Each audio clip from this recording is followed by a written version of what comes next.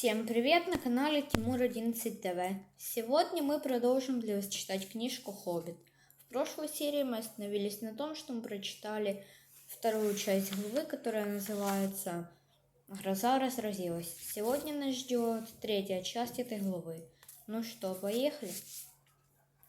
Если передать эти приличествующие случаю старомодные учтивые слова простым языком, то они означали: вам тут делать нечего, мы все равно пройдем дальше, так что посторонитесь или будем драться.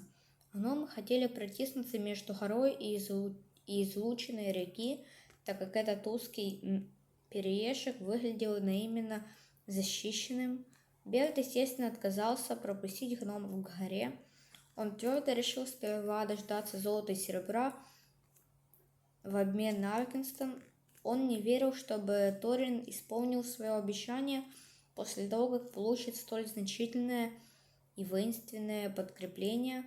Новоприбывшие доставили бы в крепость большой запас продовольствия, и во войны Дейна, несмотря на быстроту перехода, несли на спинах громадные тюки.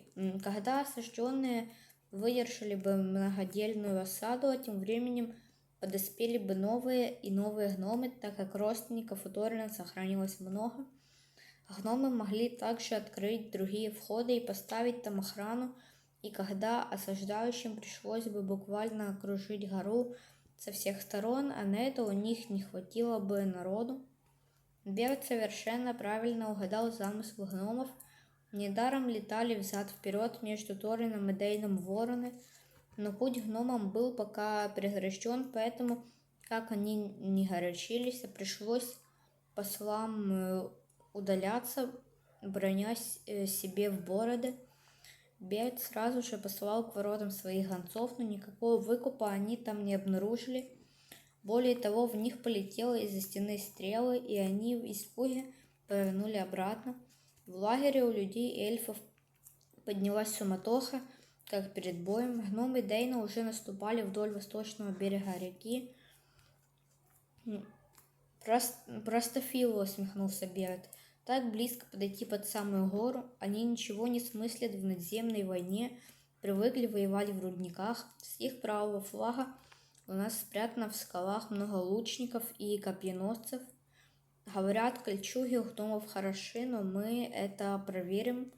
Мы нападем на них сейчас сразу с обеих сторон, пока они не опомнились». Но король эльфов промолвил: «Нет, ради золота я не стану торопиться начинать битву. Гномы все равно не минуют нас, и что бы они ни затеяли, мы сразу заметим. Будем надеяться, что примирение еще возможно. Если же, к несчастью, дело дойдет до схватки, что ж, на нашей стороне численный перевес». Король, однако, не принял в расчет характера гномов. Сознание, что Аркенстон в руках у осаждающих, лишало их покоя. Они уловили колебания Берда и его друзей и решили нанести удар немедля.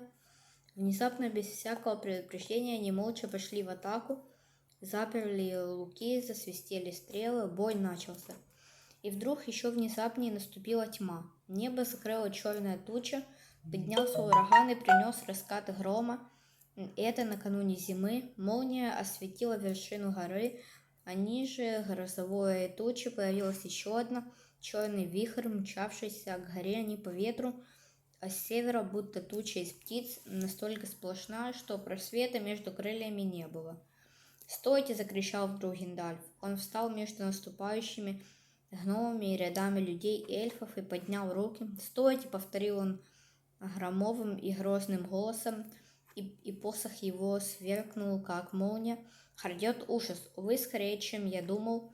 Близятся гоблины, с ними Больх, чьего отца Азога ты убил в рудниках Марайн.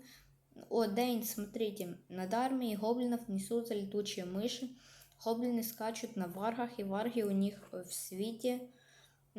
Смятение охватило изумленных воинов. Тьма все сгущалась. Гномы с ужасом глядели в небо. У эльфов из груди вырвался стон. «Сюда!» — закричал Гендальф. «Мы еще успеем держать совет. Пусть Дейн, сын Нейна, приедет к нам». Ну вот и все. Мы прочитали третью часть главы, которая называется «Гроза разразилась». В следующей серии нас ждет 4-я часть этой главы. Но это мы уже будем для вас читать в следующей серии. А сейчас ставь лайк и подписывайся на канал Тимур 11 ТВ. Всем пока!